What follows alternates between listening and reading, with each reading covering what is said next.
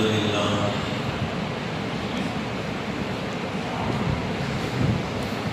نحمده ونستعينه ونستغفره ونؤمن به ونتوكل عليه ونعوذ بالله من شرور انفسنا ومن سيئات اعمالنا من يهده الله فلا مضل له ومن يضلل فلا هادي له ونشهد ان لا اله الا الله وحده لا شريك له ونشهد ان سيدنا مولانا قال الله تبارك وتعالى في القرآن المجيد والفرقان الحميد وأعوذ بالله من الشيطان الرجيم بسم الله الرحمن الرحيم يا أيها الذين آمنوا ادخلوا في السلم كافة ولا تتبعوا خطوات الشيطان إنه لكم عدو مبين صدق الله العلي العظيم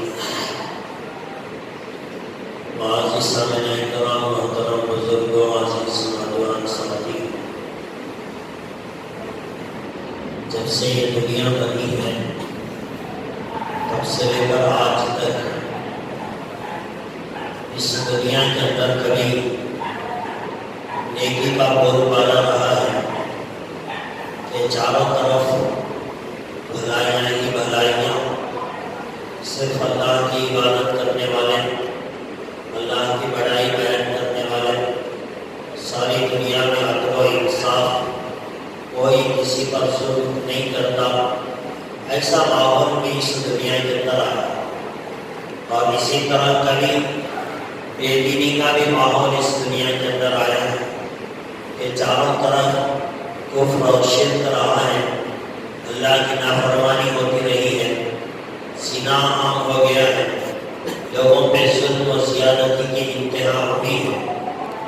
یہ دو دور ہے، آگے پیچھے جب سے دنیا بنی ہے چلتا آ رہا ہے، کبھی نیکی کا غلبہ تو کبھی برائیوں کا غلبہ۔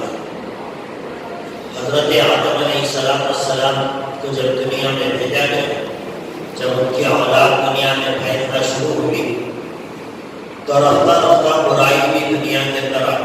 تو اللہ تبارک و تعالیٰ کا معمول یہ تھا کہ جب تک اچھائیاں دنیا کے اندر رہتی تھی، اللہ کے انعامات، اللہ کی رحمتیں، اس کی برکتیں دنیا کے اندر اترتے رہتی تھی، اور جب اچھائیاں دنیا سے ختم ہوتی، برائیاں دنیا کے اندر عام ہوتی، تو اللہ تبارک و تعالیٰ پھر دوبارہ دنیا میں اچھائیوں کو لانے کے لیے ایک کے بعد ایک نبی کو دنیا میں بھیجتے رہے۔ ایک امت آتی، ایک نبی آتے، پھر اس کے ماننے والے ہوتے، دنیا میں چاروں طرف اچھائیاں بھلائیاں ہوتی، پھر وہ نبی دنیا سے چلے جاتے، دھیرے دھیرے وہ امت بھی ختم ہو جاتی، پھر اس دنیا کے اندر برائی پھیلنے لگی، اللہ تبارک و تعالیٰ پھر ایک اور نبی کو بھیجتے۔ اس طرح اللہ تبارک و تعالیٰ نے یہ سلسلے کو جاری رکھا، تو دنیا جب سے بنی آج تک اچھائی اور برائی ایک کے بعد ایک چلتی آ رہی ہے۔ اچھائی آتی ہے پھر برائی آتی ہے، پھر اچھائی آتی ہے پھر برائی آتی ہے، یہی روٹے دنیا کا چل رہا ہے۔ اور جب بھی برائی دنیا کے اندر آئی، اللہ تبارک و تعالیٰ نے ایک نبی کو دنیا میں بھیجا، پھر اس کے ذریعے سے اچھائیاں لائی گئی۔ یہ سلسلہ حضرت آدم علیہ السلام سے چلا، حضرت ابراہیم علیہ السلام تک پہنچا۔ حضرت ابراہیم علیہ السلام کو اللہ تبارک و تعالیٰ نے نبوت دی، پھر اللہ تبارک و تعالیٰ نے حضرت ابراہیم علیہ السلام کو دو بیٹے دیے۔ ایک سب سے بڑے بیٹے حضرت ابراہیم علیہ السلام کے فرزند حضرت اسماعیل علیہ السلام، اور دوسرے بیٹے حضرت اسحاق علیہ السلام۔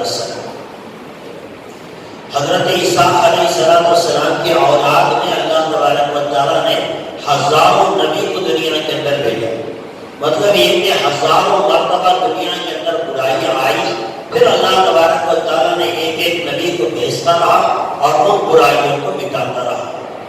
حضرت اسحاق علیہ السلام کی اولاد میں حضرت یعقوب علیہ السلام، حضرت اسحاق بھی نبی تھے، حضرت یعقوب علیہ السلام بھی نبی تھے۔ حضرت یعقوب علیہ السلام کے فرزند حضرت یوسف علیہ السلام وہ بھی اللہ کے نبی تھے. لہذا یہ نبیوں کا سلسلہ ایک ایک بات دیگر دنیا کے اندر آتا چلا گیا.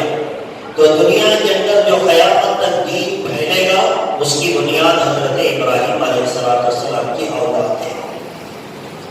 اس سے پہلے جو نبی آتے تھے الگ الگ خاندانوں میں آتے تھے, الگ الگ قبیلوں میں آتے تھے, الگ الگ جو ہے ماننے والوں کے اندر اللہ تبارک و تعالیٰ بھیجتے تھے. لیکن حضرت ابراہیم علیہ السلام سے جو نبیوں کا سلسلہ چالو ہوا اور ہمارے نبی حضرت محمد رسول اللہ صلی اللہ علیہ وسلم تک پہنچا ہے, یہ پورے نبیوں کے بعد حضرت ابراہیم علیہ السلام. حضرت ابراہیم علیہ السلام کی اولاد میں حضرت یعقوب علیہ السلام. حضرت یعقوب علیہ السلام کا لقب تھا بنو اسرائیل. حضرت یعقوب علیہ السلام کا لقب تھا بنو اسرائیل. اب اسی بنو اسرائیل حضرت یعقوب کی جتنی اولاد جتنے نبی آئے ان ساروں کو بنی اسرائیل کہا جاتا ہے. قرآن کریم میں آپ جا مجھے پڑھتے ہیں بنی اسرائیل کا تذکرہ آپ کو ملے گا. احادیث کی کتابوں کے اندر بھی اللہ کے نبی صلی اللہ علیہ وسلم نے بنی اسرائیل کی باتیں کہی ہیں. تو آخر میں یہ سلسلہ چلا.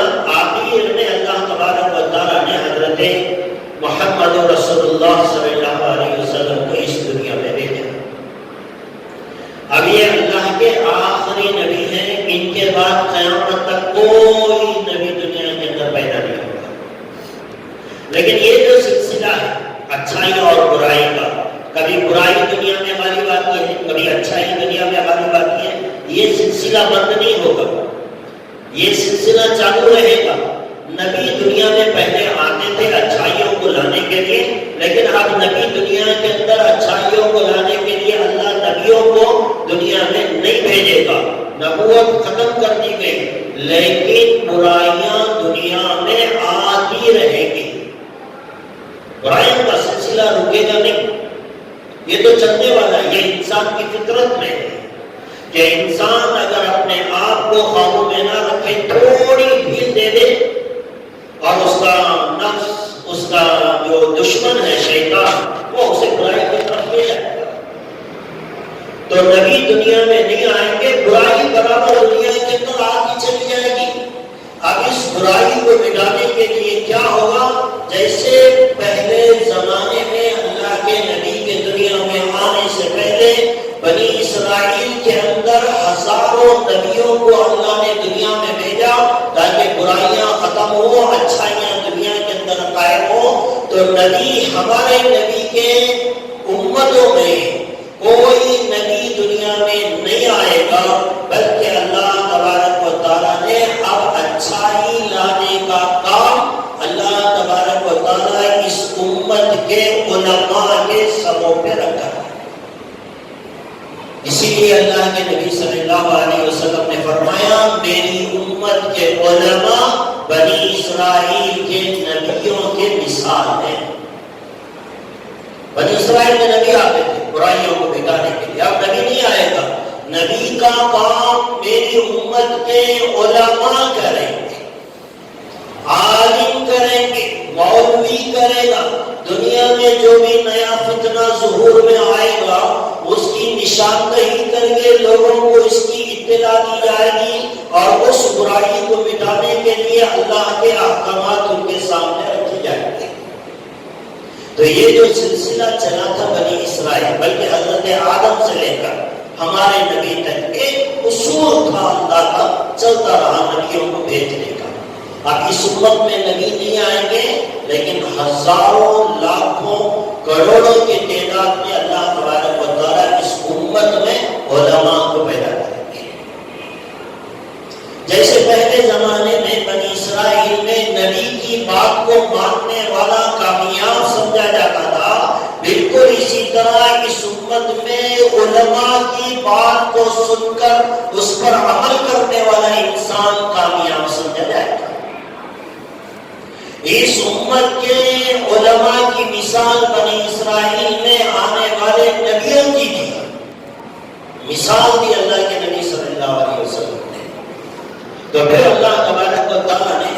کریم کی ایک مفصل تفصیل اللہ تبارک و تعالیٰ نے بنی اسرائیل کی بیان کی ہے. میں قرآن کی آیتوں کا ترجمہ تو نہیں کر پاؤں گا، لیکن اس کا نچوڑ میں آپ کے سامنے رکھوں جو اللہ نے قرآن کریم میں بنی اسرائیل کے تعلق سے بیان فرمایا. اور آپ کو معلوم ہے اللہ کے نبی صلی اللہ علیہ وسلم نے فرمایا کہ بنی اسرائیل کے اندر جو جو واقعات ہوئے ہیں وہ سارے واقعات میری امت کے اندر بھی ہوں گے.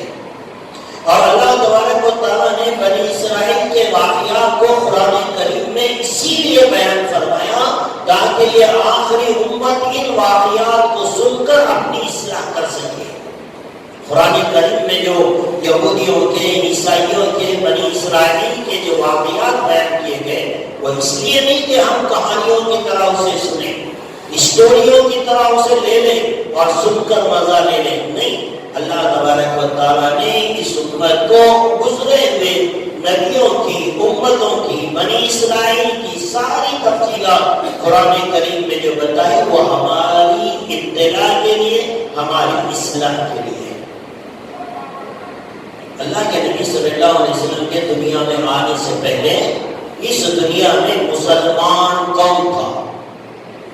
مسلمان کسے کہتے ہیں؟ میں نے آپ کو بتایا گزشتہ جمعہ. مسلمان اللہ کی ماننے والا، اللہ کی اطاعت اور فرما برداری کو قبول کرنے والا. لہذا اللہ کے نبی کے دنیا میں آنے سے پہلے دنیا میں مسلمان سمجھے جاتے تھے یہودی اور عیسائی. ان کے پاس آسمانی کتابیں تھیں، یہ نبیوں کو ماننے والے تھے، اپنے اپنے نبی کا کلمہ پڑھنے والے تھے. لہذا دنیا میں یہی مسلمان سمجھے جاتے تھے. اللہ کی نگاہ میں بھی اور دنیا کے باقی انسانوں کی نگاہ میں بھی یہ یہودی اور عیسائی مسلمان سمجھے جاتے تھے. یہ یہودی اور عیسائی دونوں بنی اسرائیل سے تعلق رکھتے ہیں. اللہ تبارک و تعالیٰ نے بنی اسرائیل کے دو عذابوں کا تذکرہ کیا ہے قرآن میں کہ بنی اسرائیل کے اوپر اللہ تبارک و تعالیٰ نے دو مرتبہ بڑی سخت پکڑ فرمائی. اس لیے کہ اللہ کے نبی کے دنیا میں آنے سے پہلے اللہ کے لاڈلے اور محبوب، اللہ کی اطاعت اور فرما برداری کرنے والے یہی قومیں تھی بنی اسرائیل کے مسلمان سمجھے جاتے تھے. اب یہ جب نافرمانی کرنے پر آئے، اللہ کی اطاعت اور فرما برداری سے اپنے آپ کو بچانا شروع کیا تو اللہ نے دو مرتبہ ان پہ اپنا بہت ہی شدید ترین عذاب نازل فرمایا. اور عذاب کی شکل کیا تھی یہ بہت ضروری ہے. عذاب کی شکل کیا تھی؟ عذاب بعض قوموں پر اللہ تبارک و تعالیٰ نے آسمان سے پتھر برسائے، زمین میں زلزلے پیدا کروائے، طوفان لائے، ہوائیں چلائیں، یہ بھی عذابات تھے. لیکن اللہ تبارک و تعالیٰ نے ان کو شدید ترین عذاب قرار نہیں دیا، بلکہ دو عذابوں کو اللہ نے کہا کہ یہ تمہارے اوپر ہمارا سخت ترین عذاب ہے. یہ جو یہودی تھے، جو مسلمان تھے، اس دور کے مسلمان تھے، تو یہ جب اللہ کی نافرمانی کرنے لگے تو اللہ تبارک و تعالیٰ نے ان کے مقابلے میں مشرکین کو کھڑا کیا. مشرکین جن کے پاس آسمانی کتاب نہیں تھی، جو کسی نبی کا کلمہ نہیں پڑھتے تھے، وہ پتھروں کو پوجتے تھے، پتھروں کی عبادت کرتے تھے. یہ مشرکین تھے. ان یہودیوں کے مقابلے میں اللہ نے مشرکین کو کھڑا کیا اور یہ مشرکین ان یہودیوں پر اللہ تبارک و تعالیٰ نے مسلط کر دیا. اور یہ بت پرست، پوجا پاٹ کرنے والے، خدا ماننے والے پتھروں کو، یہ لوگ ان یہودیوں کے اوپر حملہ آور ہوئے اور اتنا شدید ترین ان کے ساتھ مقابلہ کیا کہ ان کی عورتیں، ان کے بچے اور ان کے چھوٹے بڑے سب کے ساتھ خون خرابہ. اور وہ یہ سمجھتے تھے یہودی اس زمانے میں کہ ہم تو مسلمان ہیں، یہ پوجا پاٹ کرنے والے یہ مشرکین ہمارے ساتھ تعصب کا معاملہ کر رہے ہیں. ہم مسلمان ہونے کی وجہ سے یہ لوگ ہمارے سے نفرت کر رہے ہیں. جیسے آج ہم کہتے ہیں، جیسے آج ہم بھی کہتے ہیں نا، یہ مشرکین ہے یہ ہمارے سے تعصب کی وجہ سے ہمارے سے دشمنی کر رہے ہیں، ہمارے ساتھ ظلم اور زیادتی کر رہے ہیں۔ اللہ تبارک و تعالیٰ نے فرمایا یہ جو مشرکین کو ہم نے یہودیوں پہ مسلط کیا جو کہ اس زمانے کے مسلمان سمجھے جاتے تھے، اللہ نے کہا یہ مشرکین کی مجال نہیں تھی کہ وہ تمہارے اوپر حملہ آور ہوتے، یہ ہمارا عذاب تھا مشرکین کی شکل میں۔ خدا کرے یہ بات سمجھ میں آئے۔ مشرکین جو پتھروں کی عبادت کرنے والے، سورج کو خدا ماننے والے، خوبصورت پتھر مل گیا اسی سے اپنی مرادیں مانگنے والے، ایسی قوم کو اللہ نے کھڑا کیا کس کے مقابلے میں؟ جن کے پاس اللہ کی بھیجی ہوئی کتاب تھی، جن کے پاس اللہ کا بھیجا ہوا رسول بھیجا گیا تھا، اور وہ اس رسول اور نبی کا کلمہ پڑھنے والے تھے اور اللہ کی نگاہ میں وہ مسلمان سمجھے جاتے تھے۔ ایسے مسلمانوں کے مقابلے میں اللہ نے کھڑا کیا مشرکین کو پتھروں کی پوجا کرنے والے۔ ایسا ایک مرتبہ نہیں ہوا، اللہ نے کہا 2 مرتبہ ہم نے اس طرح کا حساب یہودیوں پہ لایا۔ پہلے واقعے میں اللہ نے کہا کہ مشرکین تمہارے گھروں میں گھسے، دوسرے واقعے میں اللہ نے کہا کہ یہ مشرکین تمہاری مساجد میں گھسے۔ اور یہ 2 واقعات تفسیر لکھنے والے علماء کرام نے لکھا کہ ان 2 واقعات کے درمیان میں 700 سال کا زمانہ تھا۔ پہلا واقعہ ہونے کے بعد 700 سال کیا، پھر 700 سال کے بعد اللہ تبارک و تعالیٰ نے انہی مشرکین کو کھڑا کر کے یہودیوں کو ذلیل و رسوا کیا۔ اب اللہ تبارک و تعالیٰ نے یہ واقعہ قرآن کریم میں بڑی تفصیل کے ساتھ اس لیے بیان نہیں فرمایا کہ ہم لوگ سنیں اور یہ سوچیں کہ یہ تو یہودیوں کا معاملہ تھا، نہیں، اللہ نے ان واقعات کو قرآن کریم میں اس لیے نازل فرمایا کہ دیکھو جو بات یہودیوں کے ساتھ ہوئی جو کہ اس زمانے میں مسلمان سمجھے جاتے تھے، اور میرے آخری نبی کی امت اس قرآن مجید کو پڑھنے والے لوگوں، اگر تمہارے اندر بھی بے دینی آئے گی، اللہ سے تعلق تمہارا ٹوٹے گا، تو جیسے اس زمانے کے مسلمانوں کو ذلیل اور رسوا کرنے کے لیے ہم نے پتھروں کی پوجا کرنے والوں کو کھڑا کیا، اسی طرح اگر تم نے خدا سے ناطا توڑا تو دوبارہ مشرکین کو تمہارے اوپر مسلط کریں گے۔ آج ہم کہتے ہیں یہ لوگ تعصب کرتے ہیں، ان کی کیا مجال کہ یہ ہمارے سے تعصب کریں؟ آخر ہم نے کیا بگاڑا ہے ان لوگوں کا جو وہ ہمارے سے اتنی دشمنی کرتے ہیں؟ کوئی گائے کے گوشت دے جانے پر تشدد کا شکار ہوتا ہے، کوئی صرف داڑھی رکھنے کی بنیاد پر اسے تشدد کا شکار سمجھا جاتا ہے۔ آخر ان مسلمانوں، ان داڑھی رکھنے والوں نے ان لوگوں کا کیا بگاڑا تھا کہ یہ آخر اس طرح مسلمانوں پہ مسلط ہو رہے ہیں؟ تاریخ بتاتی ہے، قرآن یہ واقعات ہمیں بتاتے ہیں، اصل میں یہ مشرکین جو مسلمانوں پہ حملہ آور ہو رہے ہیں، مسلمانوں نے ان کا کچھ نہیں بگاڑا ہے، چونکہ مسلمانوں نے اللہ سے تعلق توڑ لیا ہے، اس لیے اللہ نے عذاب کی شکل میں مشرکین کو مسلمانوں پہ مسلط کیا ہے۔ یہ بنی اسرائیل کا واقعہ اس امت میں بھی دہرایا جائے گا۔ یہ مشرکین کا واقعہ جو یہودیوں کے ساتھ ہوا، یہ مسلمانوں کے ساتھ بھی دوبارہ اس امت کے ساتھ بھی دہرایا جائے گا۔ اور علماء نے فرمایا یہودیوں کے ساتھ جو 2 واقعات پیش آئے، درمیان میں 700 سال کا زمانے کی گیپ تھی، اس امت کے اندر بھی ایسے عذابات 2 آئیں گے جس کے درمیان 700 سال کا فاصلہ رہے گا۔ کوئی واقعہ نہیں ہے آج کے بیان میں، کوئی اسٹوری بیان نہیں کر رہا میں آپ کو، توجہ سے سنیں، یہ آج کے وقت کی ضرورت کی بات ہے جو میں آپ کو بتا رہا ہوں۔ 700 سال کے کیا، اب کون سی ہجری چل رہی ہے ہماری؟ 15ویں ہجری چل رہی ہے، 1500 سال کے قریب ہم جا رہے ہیں۔ 1400 سال گزر گئے، 1400 سال مطلب اگر 700 سال کو درمیان میں لائیں تو درمیان کا ایک وقفہ ہمارا گزر چکا ہے، دوسرا شروع ہونے کے قریب ہے۔ اللہ کے نبی صلی اللہ علیہ وسلم کی ہجرت کے 700 سال کے بعد ایک بڑا فتنہ دنیا کے اندر آیا تھا۔ جب مسلمانوں سے دینداری نکلی تھی، اللہ سے تعلق ٹوٹا تھا، نبی کا دامن لوگوں نے چھوڑ دیا تھا، نبی کے سنت زندگی کے رواج کو ختم کر دیا تھا، دنیا کے اندر مسلمانوں کی نافرمانی حد سے آگے بڑھ گئی تھی، اللہ تبارک و تعالیٰ نے نبی کے ہجرت کے 700 سال بعد تاتاریوں کی شکل میں ایک عذاب اس امت میں نازل فرمایا تھا۔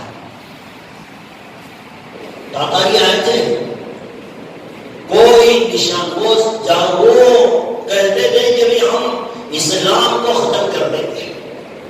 ایک بات تو ہے، اسلام کی حفاظت تو اللہ کریں گے، اسلام باقی رہے گا، اسلام کا کوئی کچھ نہیں بگاڑ سکتا، اسلام تو اپنی جگہ سیم ہے، وہ رہے گا، اللہ باقی رکھیں گے، لیکن اسلام کو ماننے والے اگر آدھا تیتر اور بٹیر والے رہیں گے، اللہ دوسری قوم کو کھڑا کر کے اسے ختم کر دیں گے۔ مسلمان ختم کیا جائے گا، اسلام کو باقی رکھا جائے گا۔ سمجھنے کی کوشش کریں، مسلمان کو جو آدھا تیتر ہے اسے ختم کیا جائے گا، اسلام کو دنیا میں باقی رکھا جائے گا۔ تاتاری آئے، ان کا منشا تھا دنیا سے ہم اسلام کو اور اسلام کے ماننے والوں کو مٹا دیں گے۔ ظلم کیا تھا؟ تاریخ کی کتابیں آپ پڑھیں، علماء کی تحریریں آپ پڑھیں، قیامت سے کم کا منظر نہیں تھا، قیامت سے کم کا منظر نہیں تھا۔ جب تاتاریوں نے مسلمانوں پہ حملہ ہوا، بغداد تباہ ہو گیا، ایران تباہ کر دیا گیا، جہاں جہاں اسلامی حکومتیں تھی وہ ختم کر دی گئی، ان کی مساجد کو ڈھا دیا گیا، ان کی کتابیں جلا دی گئی، ان کا سارا علم ختم کرنے کی کوشش کی گئی۔ لکھا ہے تاریخ لکھنے والوں نے، ایسی درندگی دنیا میں پہلے کسی نے نہیں دیکھی تھی۔ جیسے بارش پڑے تو گھر کے پرنالے سے پانی آتا ہے، جب تاتاری قوم مسلمانوں کا خون بہا رہی تھی، مسلمانوں کو ان کے گھروں پہ چھت پہ لے جاتے اور ایک ایک مسلمان کے گلے کو کاٹتے، ایسے پرنالے سے جیسے بارش کی دنوں میں پانی گرتا ہے، مسلمانوں کا خون پرنالے سے بہ رہا ہوتا، نہ بچوں پہ رہا، نہ عورتوں پہ رہے، نہ بوڑھوں پہ رہے، کسی کے ساتھ کوئی رحم کا معاملہ نہیں۔ اور مسلمان اتنا کمزور، اتنا کمزور، اتنا کمزور کہ ایک تاتاری عورت کسی مسلمان سے کہتی گھر جا رہی ہوں، تلوار لے کر آؤں گی، خبردار یہاں سے نہیں اتنا، تو مسلمان کی مجال نہیں تھی کہ وہ اپنا قدم اٹھا کر بازو کرے۔ یہ دور بھی دیکھا ہے دنیا میں، لیکن یہ تاتاری قوم کی مجال ان کو کیا پڑی تھی اسلام سے، ان کو کیا دشمنی تھی، اسلام نے ان کا کیا بگاڑا تھا، مسلمانوں نے ان کا کیا بگاڑا تھا، کوئی بھی تو تکلیف نہیں تھی۔ دنیا میں اور قومیں بھی جیتی ہیں، ایک قوم مسلمان کی بھی ہے، وہ بھی جی رہی تھی۔ آخر یہ تاتاری کے ذہنوں کے اندر اتنی نفرت مسلمانوں کے لیے کیوں رکھی گئی، کیوں آئی، کوئی وجہ نہیں تھی، وہ نفرت ان کے دلوں میں اللہ نے ڈالی تھی، ورنہ یہ مسلمان ان کا کچھ نہیں بگاڑا تھا، اللہ نے ڈالی تھی۔ اب پھر جب مسلمان جو تھے نام کے، اب وہ سب ختم کر دیے گئے، جیسا کہ میں نے کہا مسلمان تو ختم ہوگا، اسلام باقی رہے گا، اسلام کی حفاظت اللہ کریں گے، وہ کبھی ختم نہیں ہوگا قیامت تک، اسے تو دنیا میں باقی رہے گا، اس کا نام کبھی دنیا سے مٹایا نہیں جائے گا، اگر مٹ گیا قیامت آ جائے گی، وہ تو قیامت تک کے لیے باقی رہنے والی چیز ہے۔ اب یہ تاتاری قوم مسلمانوں کا صفایا کر چکی، اب اللہ تبارک و تعالیٰ نے اب یہ کچے مسلمانوں کو صاف کر کے دوبارہ دنیا میں اسلام کو زندہ کرنا چاہتے تھے، تو اللہ تبارک و تعالیٰ نے ایک نئی قوم کو پیدا نہیں فرمایا، چلو بھی آسمان سے نئے مسلمانوں کو اتاریں گے، کے ذریعے سے اسلام دنیا میں زندہ کریں گے؟ نہیں.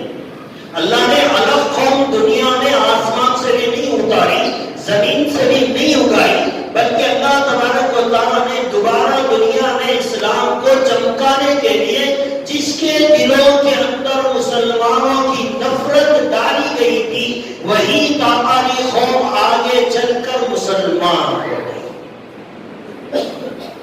اب ان کا چھوٹا بڑا مسلمان ہونے لگا، بادشاہ مسلمان ہونے لگا، گورنر مسلمان ہونے لگا، شہر کا بڑا مسلمان ہونے لگا، اور چارپائی پہ بیٹھنے والا مسلمان ہونے لگا، ان کا نوکر مسلمان ہونے لگا.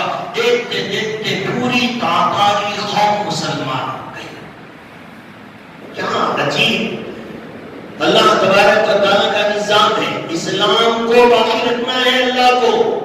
اگر مسلمانوں تم باقی رکھ سکتے ہو تو اللہ تم کو بھی باقی رکھے گا، اور اگر تم اپنے دلوں کے اندر اپنی زندگی میں اسلام کو باقی نہیں رکھ سکتے، اللہ تمہیں یہ قوم کو کھڑا کر کے تمہارا نیست کرنے کا، تمہیں ختم کرنے کا انتظام کرے گا، اور جن لوگوں نے تمہیں ختم کیا انہی کے دلوں میں اسلام کی محبت ڈالے گا، پھر ان کے ذریعے سے دنیا میں اسلام زندہ ہوگا. اب یہ ترکی کی سلطنت عثمانیہ بہت بڑی اسلامی سلطنت. یہ کون تھے؟ وہ تاتاری تھے. تاتاری جنہوں نے مسلمانوں کا خون پانی کی طرح بہایا تھا، یہ انہی کی نسل کے تھے، اور انہی کے ذریعے سے اللہ نے اسلام کے پرچم کو دنیا میں لہرایا.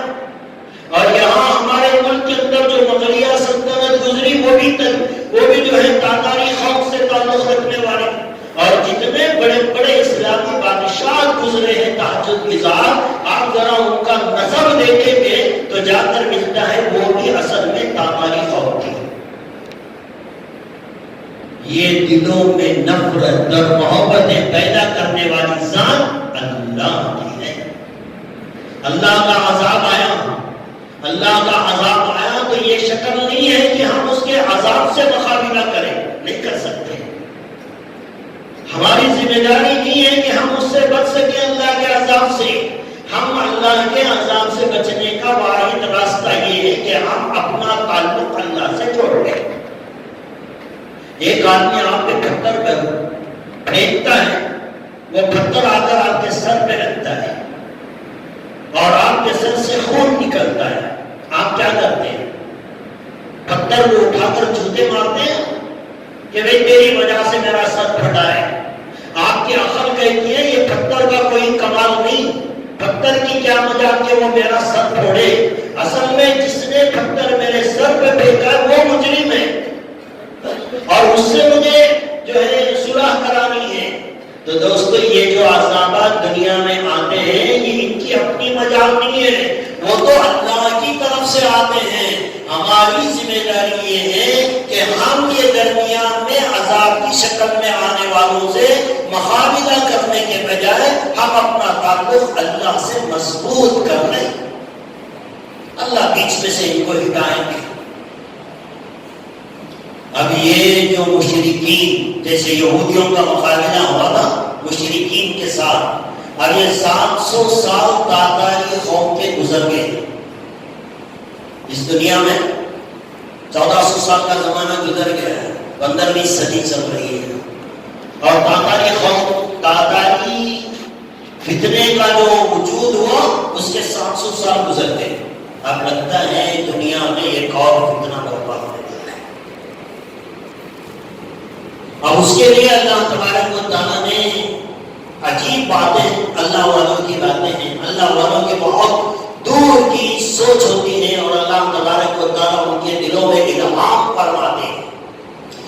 ہمارے اس ملک کو اللہ تبارک و تعالیٰ نے اس دنیا کے بدلنے کا گویا سمجھیے ایک مقام کے طور پر اللہ تبارک و تعالیٰ نے اسے چنا ہے. تبدیلی جو دنیا میں آنے والی ہے وہ اس ملک سے ہوتی انشاءاللہ. اللہ تبارک و تعالیٰ نے اس ملک کے اندر یہ بات رکھی ہے کہ یہاں سے دنیا میں تبدیلی لائی جائے گی. اور یہاں پہلے کے جو بزرگان دین گزرے، حضرت مولانا شاہ عبد العزیز محدث دہلوی 100 سال پہلے سے گزر چکے. کا زمانہ.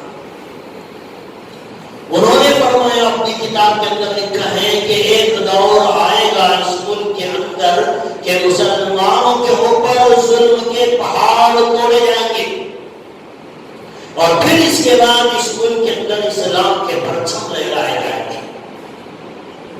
اور تو اور ہے حضرت مولانا الیاس صاحب رحمۃ اللہ علیہ کے فرزند حضرت مولانا یوسف صاحب جنہوں نے دعوت و تبلیغ کی بنیاد ڈالی, جن کی وجہ سے ساری دنیا کے اندر دین بڑی حد تک پھیلا ہے. یہ حضرت مولانا یوسف صاحب رحمۃ اللہ علیہ نے اپنی کتاب اور اس وقت کے بیانات کے اندر کہا کرتے تھے کہ اس ملک کے اندر, اس دنیا کے اندر بڑی بڑی تبدیلیاں آنے والے ہیں, جبکہ حالات ایسے نہیں تھے جو آج ہیں. اس زمانے کے اندر انہوں نے کہا تھا کہ اس ملک کا بچہ بچہ کلمہ پڑھے گا.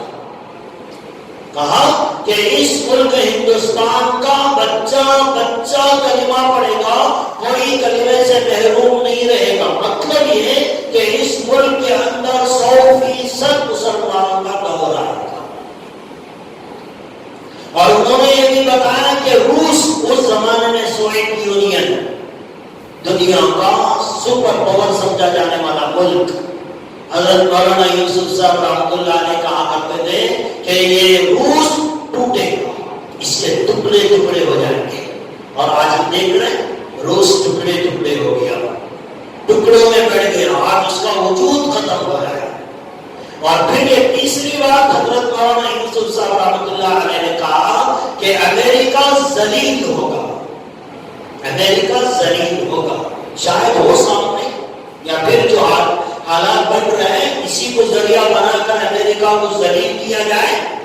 اور پھر چوتھی بات جو انہوں نے بتائی بڑی عجیب بات, انہوں نے کہا کہ دین اس ملک کے اندر اتنا پھلے گا, اتنا پھولے گا اور اتنا پروان چڑھے گا کہ اس کی وجہ سے اس کی اتنی شہرت بنے گی کہ امریکہ کا پرسنٹ دین سیکھنے کے لیے ہندوستان آئے گا. یہ سب باتیں ایسی نہیں, یہ اللہ والوں کی باتیں, یہ ہوں گی انشاءاللہ. لیکن دوستو یہ جو ہونے والے واقعات ہیں وہ تو اپنی جگہ ہوں گے, لیکن آج کے جو حالات ہمارے اوپر گزر رہے ہیں, جس دور کے اندر ہم سانسیں لے رہے ہیں, ہمارے لیے بہت بڑے خطرے کی گھنٹی ہے. اس لیے کہ پہلے کچے مسلمانوں کو نکالا جائے گا, پھر اس کے بعد دشمنوں کے دل میں اسلام کی محبت ڈالی جائے گی. اور بہت نگاہ رکھنے والے اللہ والوں نے کہا کہ آج اس ملک کے اندر جتنے مشرکین ہیں جو پتھروں کی عبادت کرنے والے ہیں, کل ایک دور آئے گا کہ آج ان کے دلوں میں اسلام سے, مسلمانوں سے نفرت کوٹ کوٹ کر بھری ہوئی ہے. یہ انتہائی درجے کا ظلم مسلمانوں پر کریں گے, لیکن پھر وہ اپنی ویدوں کے ذریعے, اپنی کتابوں کے ذریعے اسلام کو پہچانیں گے, اللہ کو پہچانیں گے, اللہ کے رسول کو پہچانیں گے. پھر وہ اللہ کے نبی سے ایسی محبت کریں گے کہ وہ ہمارے سے زیادہ مضبوط ہوگی. پھر اس ملک کے اندر اسلام کو اللہ تبارک و تعالی زندہ کریں گے. ہم گویا ٹرننگ پوائنٹ پہ کھڑے ہوئے, ہماری اولاد گویا ٹرننگ پوائنٹ پہ کھڑی ہوئی ہے. اگر ہم صحیح معنوں میں اپنے آپ کو مسلمان بنا کر اللہ کے حضور پیش کیا, اللہ غیروں کے دلوں میں محبتیں ڈالیں گے اور ہمارے ہی ذریعے سے اس ملک میں دین کو زندہ کریں گے. اور اگر ہم اس کام کو نہیں کریں گے, اللہ ہمیں ختم کریں گے, دوسری قوم کو کھڑا کریں گے, اس لیے کہ اللہ کو عزیز اسلام ہے. وہ تو باقی رکھنا چاہتے ہیں اللہ. تم کرو تو تمہاری نصیب ہے, تم نہیں کرے تو تمہیں ہٹائیں گے, دوسرے بلائیں گے. ایک میچ میں پلیئر کا پرفارمنس دیکھا جائے گا, فیل ہو گیا, فارم میں نہیں ہے, دوسرے تیسرے میچ کے بعد اسے ڈراپ کر دیا جائے گا اور اس کی جگہ پہ ایک اچھے پلیئر بلایا جائے گا جو وقت کے اوپر بہترین بیٹنگ اور فیلڈنگ کر کے ٹیم کی کامیاب کر سکے. دنیا کے معاملے میں تو ہمیں سمجھ میں آتی ہے، اور اللہ تبارک و تعالیٰ کا ایک اصول کہ برائی جب عروج پہ چڑھتی ہے اللہ ایک دور لاتے ہیں، پھر اس کے بعد اچھائیوں کو لانے کا انتظام کرتے ہیں۔ آج دنیا برائی کے اونچے پہاڑ پہ کھڑی ہے، ہمارے پاس ایک راستہ ہے کہ ہم اپنے آپ کو 100% مسلمان بنائیں۔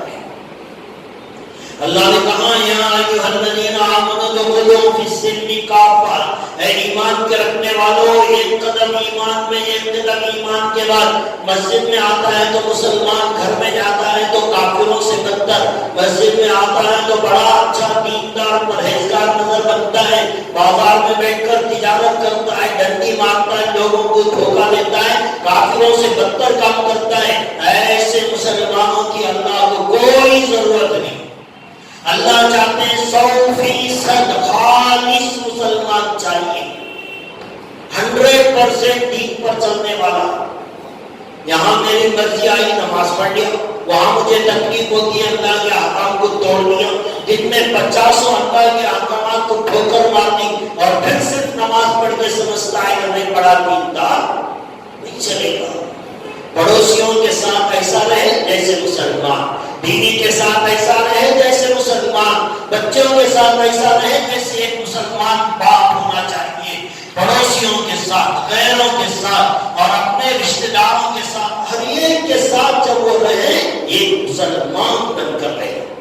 لیکن آج ہمارا معاملہ یہ کہ ہم مسجد میں تو ماشاءاللہ بہت دیندار، بڑے اچھے مسلمان، بڑے پرہیزگار، مسجد سے باہر کیا نکلے کافر بھی ہمارے سے شرماتا ہے، شیطان بھی ہمارے سے پناہ مانگتا ہے، بیویوں پہ ظلم کرنے والے ہم، اولاد کے ساتھ جو ہے بے اصولی کرنے والے ہم، رشتہ داروں کے ساتھ لڑائی جھگڑے کرنے والے ہم، غیروں کے ساتھ گالی گلوچ کرنے والے ہم، جہاں دیکھو جتنے غلط کام ہیں وہ سارے غلط کاموں کے اندر نمبر 1 پہ مسلمان۔ ایسے مسلمان سے اللہ دین کا کام نہیں دیتا۔ اللہ کو تو دین دنیا میں باقی رکھنا ہے، وہ تو رکھے گا، یا تو تم رہو یا کرو، یا پھر تم سے ہٹا دیا جائے گا، دوسری قوم کو لائے گا، اور وہ قوم ہماری طرح نہیں ہوگی، وہ 100% مسلمان ہوگی۔ یہ مشرکین جو یہودیوں پہ حملہ آور ہوتے تھے، مسلمان سمجھ کر مارتے تھے، جب اللہ کے نبی آئے، نبی کا ساتھ دینے والے کون تھے؟ یہی تو تھے، مکے کے مشرکین تھے، جنہوں نے کلمہ پڑھا، اسلام لایا، اور ان کے ذریعے سے اللہ نے دین کو دنیا میں پھیلایا ہے۔ پہلے یہ بھی تو بتوں کی پوجا کرنے والے تھے، نبی کا دامن پکڑا، 100% دین پر آئے، اللہ نے ان کے ذریعے سے مشرق سے لے کر مغرب تک اسلام کو زندہ کیا۔ دوستو، دنیا کروٹ لینے والی ہے، دنیا بدلنے والی ہے، اللہ کا اصول اور ضابطہ ہے، اللہ دوبارہ دنیا میں دین کو زندہ کرنا چاہتے ہیں، ذمہ داری ہماری ہے، یا تو ہم ڈھنگ سے کام کریں یا پھر اللہ ہمیں راستے سے ہٹائے گا، دونوں سے فیصلہ کرنا ہے۔ اپنی اولاد کو بھی بچانا چاہتے ہو نا، خود دیندار بنو، 100% مسلمان بنو، بازار میں بھی، گھر میں بھی، مسجد میں بھی، ہر معاملے کے اندر، ہر جگہ اپنے آپ کو مسلمان بناؤ۔ اللہ کا حکم کیا ہے؟ میرے نبی کا طریقہ کیا ہے؟ یہی تو دین ہے۔ میرا اللہ کیا کہتا ہے یہ معاملے میں، میرے نبی کا طریقہ کیا ہے؟ یہ دو چیزوں کو سامنے رکھو، ہماری صبح، ہماری شام، ہمارا جینا، ہمارا مرنا، ہماری تجارت، ہماری نکاح، ہماری گھریلو زندگی، ہماری بازار کا لین دین، ہماری مسجدوں کی عبادت، جہاں دیکھو وہاں 100% مسلمان ہو۔ ایسے مسلمان کی ضرورت ہے اللہ کو، اور اگر ہم یہ نہیں کر سکتے تو تیار ہو جائے غیروں کے ہاتھ پٹائی کرنے کے لیے، غیروں کے ہاتھ اپنے اولاد کو ذبح کرانے کے لیے، غیروں کے ہاتھ اپنی ماں بہنوں کی عزتیں لٹوانے کے لیے، غیروں کے پیر پکڑ کر زندگی کی بھیک مانگنے کے لیے۔ اور اگر آپ چاہتے ہیں کہ ہم یہ نہیں چاہتے تو پھر 100% اللہ کی طرف آ جائیں، اللہ کی مانو۔ مسجدیں آج ویران ہیں، اتنے عذابات اللہ دکھا رہا ہے، اتنے عذابات اللہ دکھا رہا ہے، لیکن آج بھی ہمارا دل، ہمارا ہمارا دماغ اللہ کی طرف متوجہ نہیں ہو رہا ہے. ہم کلاس روم میں اسکول کے اندر آج غلطی کرنے پر اگر استاد آج کسی کو مارتا تو دوسرے دن سارے بچے ہوشیار ہو جاتے تھے کہ بھئی یہ غلطی کرنے پر کل ایک بچے کی پٹائی ہوئی ہے، دوبارہ دیکھنے والے کوئی بھی بچہ وہ غلطی نہیں کرتا. لیکن آج ابھی کیا ہو گیا؟ ہم تو دیکھ رہے ہیں اللہ کے عذاب، اسے مارا گیا، اسے مارا، اس کے ساتھ یہ معاملہ ہوا، ہم دوسروں کو دیکھ رہے ہیں لیکن خود ہوشیار نہیں ہو رہے، سو رہے غفلت کی نیند. جب ہمارے اوپر مصیبت آئے گی تب معلوم ہوگا، لیکن تب تک بہت دیر ہو چکی ہوگی اور اس کے بعد اللہ ہمیں ریٹرن نہیں کریں گے. تو دوستو ہمارے پاس وقت ہے، ہم اپنی اولاد کے خاطر، اپنے لیے اور آنے والی نسلوں کے لیے اپنے آپ کو 100% مسلمان بنا کر دنیا کے اندر زندگی گزاریں، اپنے گناہوں سے توبہ کریں، استغفار کریں، اللہ کو منائیں، اللہ راضی ہو جائے، سارا معاملہ ٹھیک ہو جائے گا. تو اس کے لیے کوشش کریں اپنے آپ کو بدلنے کی، پورے اسلام میں داخل کرنے کی، اپنے آپ سے تیاری کرنے کی کوشش کریں.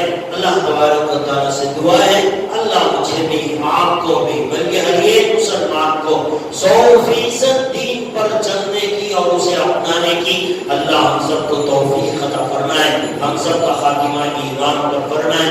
آمین.